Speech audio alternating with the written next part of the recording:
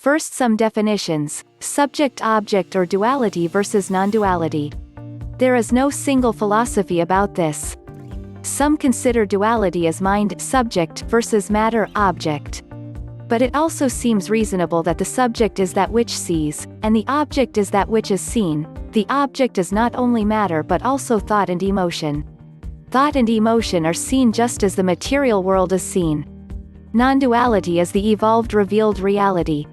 Initial non-duality might be this state called by different names: I am, beingness, being, I am I. The observer is the observed, apperceptive awareness, consciousness without an object. At this level, one can emphatically say, I am, because consciousness is discovered as being established, enduring and sustained prior to and separate from subject-object. And sages say there is a highly evolved non-duality where the world is experienced as self. There are states of consciousness and there are layers of objective reality. Enlightenment as a state of consciousness, the subject. Kundalini as an object. Kundalini is seen by the subject, you. There is the three-body model: 1. Physical, 2. Subtle body or energy layer, 3. Causal body or body as space. Kundalini is the energy layer, the pranamaya kosha, the vital body. All the bodies, physical and energy and space, are objects. The bodies are that which is seen even if very subtle. Ultimately you are subtler than all objects. Ultimately you are being which sees all the bodies. So Kundalini is an object, that which is seen. At our evolutionary stage of development, for the vast majority of people, we appear to be material creatures. Our existence appears to depend on the material physical layer. It appears that when the body dies we will die. Suffering is the appearance that we are matter and matter is not cooperating with our desires. This is all on the physical layer. We appear to be physical beings. More than mind versus matter, it appears that we are matter. The value of Kundalini or energy practice is breaking out of the perception of, I am physical, by discovering a subtler layer, I am energy. When the energy is full, identification with digressive thought is broken.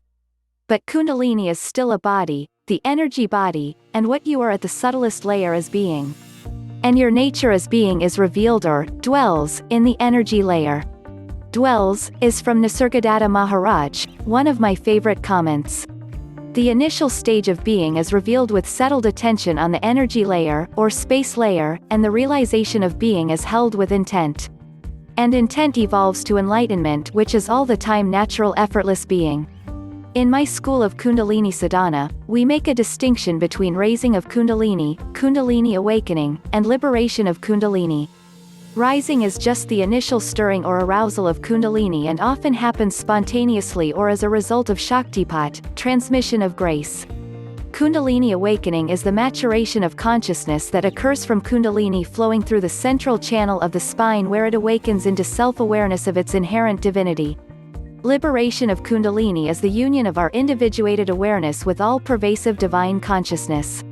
The last represents the dissolution of the Rudra Granthi, the completion of karma and freedom from transmigration.